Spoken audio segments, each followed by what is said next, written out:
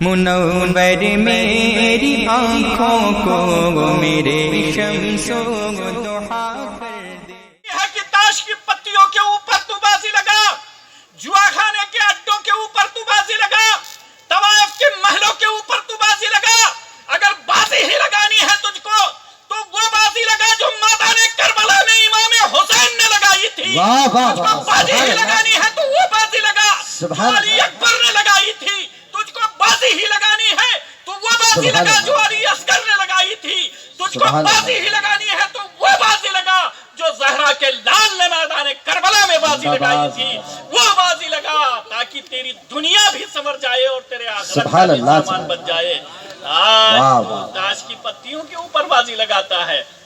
اور پیارے، اپنے اعمال بناؤ، ایک دن مرنا ہے، ایک دن مر جانا ہے، کچھ ساتھ نہیں لے کے جانا ہے، صرف اپنا اعمال اپنے ساتھ جائے گا۔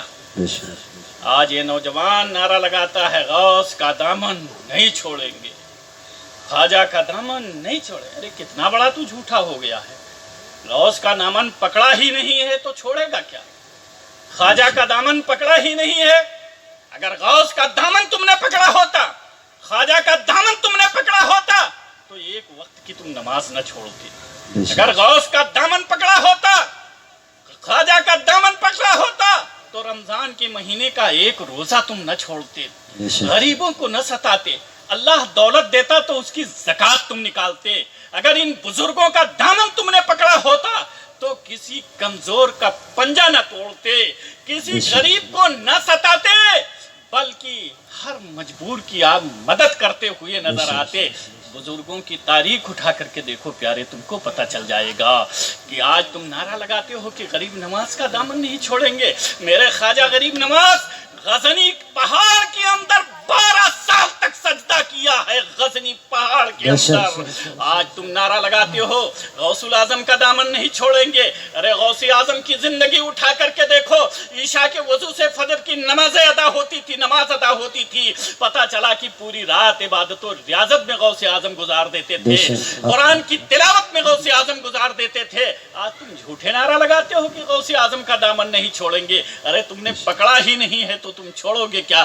میرے پیارے، تم اب بھی سنبھل جاؤ، نمازوں کی پابندی کرو، نمازوں کی پابندی کرو۔ اور صرف یہ نعرہ لگانے سے کام نہیں چلے گا، اب اصلاح کی ضرورت ہے، اصلاح کی ضرورت ہے۔ عملی جامہ پہن کر کے تم کو میدان میں اترنا پڑے گا، عملی جامہ پہن کر کے تم کو عمل کے میدان میں اترنا پڑے گا۔ تم نماز نہیں پڑھتے تھے تو نمازی بن جاؤ، تم اپنا لباس بدلو، اپنا کردار بدلو، اپنے گھر کا ماحول بدلو، اور کیا کہتے ہیں، اپنے گھر کی عورتوں کو پردے کے اندر رکھو۔ اللہ ارشاد فرماتا ہے وَقَرْنَا فِي بُيُوتِكُنَّ، اور تم ٹھہری رہو اپنے گھروں کے اندر۔ آج ہمارے گھر کی عورتیں بازاروں کی زینت بنی ہوئی ہیں، آج ہماری ماں اور بہنوں اور بیٹیاں بازاروں کی زینت بنی ہوئی ہیں، چوراہوں کی زینت بنی ہوئی ہیں، جبکہ شریعت مطہرہ نے ایسے لوگوں کو دیوس بتایا ہے، دیوس جن کے گھر کی عورتیں بے پردہ گھومتی ہیں، ان کو شریعت نے دیوس بتایا ہے، دیوس۔ اور دیوس وہ شخص ہوتا ہے جس کی نہ نماز قبول ہوتی ہے، نہ روزہ قبول ہوتا ہے، نہ جس کا حج قبول ہوتا ہے، اس کو دیوس کہا جاتا ہے۔ اور شریعت مطہرہ نے اس انسان کو دیوس بتایا ہے جس کے گھر کی عورتیں بے پردہ بازاروں کی آج زینت بنی ہوئی ہیں۔ آج مسلمانوں، یہ ہمارا اور آپ کا حال ہے، یہ ہمارا اور آپ کا معاملہ ہے۔ آج ہمارے گھروں کی ماں اور بہن اور بیٹیوں کو دیکھو، اسلام کی شہزادیوں کو دیکھو کہ آج وہ بازاروں کی زینت بنی ہوئی ہیں۔ فاطمہ زہرا کی کنیزوں کا یہ عالم ہے، اللہ اکبر۔ اور اسلام کے شہزادوں کا تو یہ عالم ہے، اسلام کے شہزادوں کا تو یہ عالم ہے کہ آج وہ اپنے بالوں کو جس طریقے سے بلیتی کوکر نہیں بال رکھتا ہے، اس طریقے سے ہمارا نوجوان بچہ آج بلیتی کوکر کی طریقے سے بال بنواتا ہے، اور کتے کی طریقے سے بال رکھتا ہے اپنے سروں کے اوپر، اور کانوں میں کنڈل پہنتا ہے۔ ہاتھوں میں کیا کہتے ہیں دھاگا باندھتا ہے، کبھی کبھار بیچارہ نماز کے لیے بھی چلا جاتا ہے تو آج میں نے دیکھا ہے کوئی 4 انگوٹھی پہنے ہوئے تھا، بول کے 8ویں دن اگر یہ مسجد بھی جاتے ہیں تو ان کی نماز بھی نہیں ہوتی ہے، ان کی نماز بھی نہیں ہوتی ہے، ایسا لباس پہن کر کے جاتے ہیں، ایسا ان کا کردار ہے کہ کانوں میں کنڈل پہن کر کے جاتے ہیں، کانوں میں بالیاں پہن کر کے جاتے ہیں، 4 5 انگوٹھیاں پہن کر کے جاتے ہیں، ان کی نماز ہی نہیں ہوتی ہے۔ کبھی کبھار اگر یہ جمعے کو یا عید کو مسجد پہنچ جاتے ہیں تو وہ بھی اس سے بھی یہ ہاتھ دھو دے بیٹھتے ہیں۔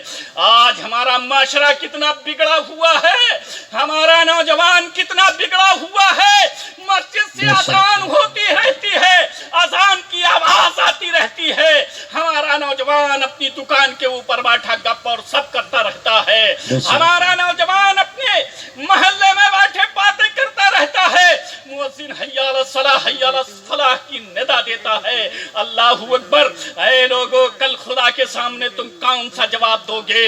خدا کے سامنے تم کون سا جواب دو گے؟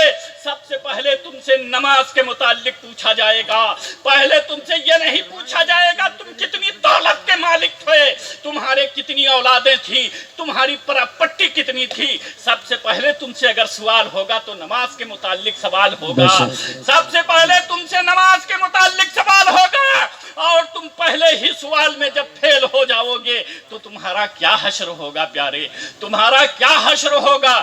لہذا میرے دینی بھائیوں، جتنے کام تم کرتے ہو سارے کاموں میں سب سے اہم کام نماز کو سمجھو، جہاں کے اوپر بھی تم رہو، عملی جامہ پہن کر میدان میں اترو، دکان میں رہو، مکان میں رہو، کھیت و کھلیہان میں رہو، جہاں کے اوپر بھی رہو، نماز کا وقت آ جائے اپنا رومال بچھا دو، اپنا مصلی بچھا دو، اللہ اکبر کہہ کر کے نیت باندھ لو، میرا پروردگار خوش ہو جائے گا کہ میرا بندہ ہماری پیدا کی ہوئی نعمتوں کو کھاتا ہے تو ہمارا شکر بھی ادا کرتا ہے، جب وقت آ جاتا ہے تو ہماری بارگاہ میں سجدہ ریز ہو جاتا ہے۔ اے لوگو، تمہاری کمائی میں برکت ہو جائے گی، تمہاری زندگی میں برکت ہو جائے گی، تمہارے چہرے کے اوپر نورانیت پیدا ہو جائے گی اور تمہارا چہرہ اچھا لگے گا۔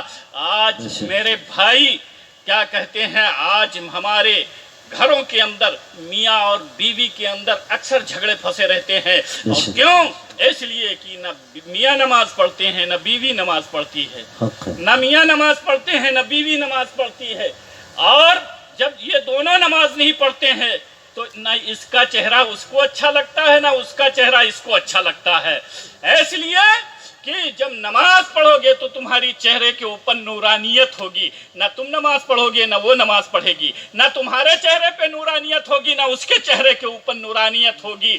حدیث مبارکہ کے اندر آیا ہے کہ جب انسان دیر تک سوتا ہے، فجر کی نماز کے لیے نہیں اٹھتا ہے، تو شیطان اس کے چہرے کے اوپر پیشاب کر کے چلا جاتا ہے۔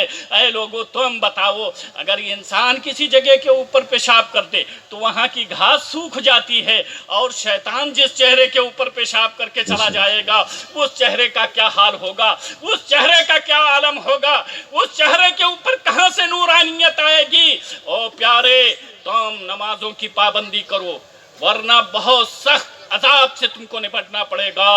بے نمازی کے لیے ویل ہے، ویل، اور ویل جہنم کی اس وادی کا نام ہے، اس کو آگ کے کنویں کا نام ہے، جس کے اندر انسان کو اگر ڈال دیا جائے تو 70,000 برس کے بعد اس کی تہ میں انسان پہنچے گا، اس وادی کا نام ویل ہے۔ لہذا میرے بھائی، اب بہت کھیل چکے، بہت اپنی زندگی کے اوقات کو کھیل کود میں گنوا چکے، آپ اپنی زندگی کے اوقات کو اللہ رسول کے حکم کے مطابق گزارو، تاکہ کل مرنے کے بعد تم کو جواب دیتے بن جائے، اور خدا کے سامنے تم کو حاضری دینا ہے، حاضر ہونا ہے۔ اپنا اعمال پیارے لے کے جاؤ گے اور کچھ نہیں لے کے جاؤ گے، صرف اپنا اعمال اپنے ساتھ جائے گا اور ہمارے ساتھ کچھ نہیں جائے گا۔ اب عملی جامہ پہن کر میدان میں اترو، صرف نعرہ لگانے سے کام نہیں چلے گا، نمازوں کی پابندی کرو، رمضان کا مہینہ ملے اس کے روزے رکھو، اور نماز تراویح ادا کرو، اللہ نے مال سے نوازا ہے تو زکوٰۃ ادا کرو، غریبوں کو خیال رکھو، کمزوروں کا پنجہ کبھی نہیں توڑنا، اسی میں کامیابی اور کامرانی ہے۔ حضرت مفتی شبیہ الحسن نعرہ صاحب کی آمد تکبیر، ہو رہی ہے، نعرہ آپ رسالت، کی تقریر مسلک سنیں گے اعلی حضرت اور کیا علماء کہتے اہل ہیں فیض و سنت برکات حاصل کریں گے. حضرت علامہ مفتی شبیہ الحسن صاحب قبلہ. سبحان آخر اللہ. دعوانا الحمدللہ رب العالمین. توبہ استغفار.